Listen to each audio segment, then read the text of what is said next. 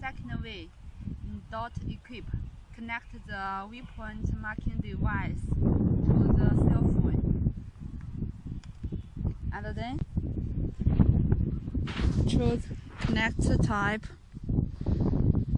GPS dot. OK. Click this new. Insert the name. OK. Dot equip. Add area. Now we walk around the farm to choose waypoints.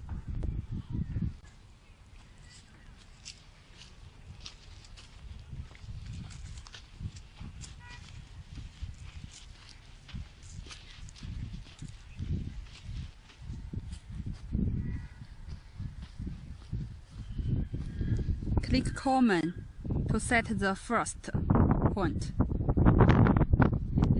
Here, then continue.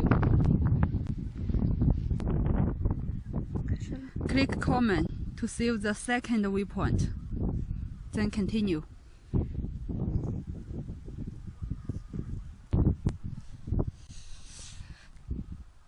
Click common to save the third waypoint, continue.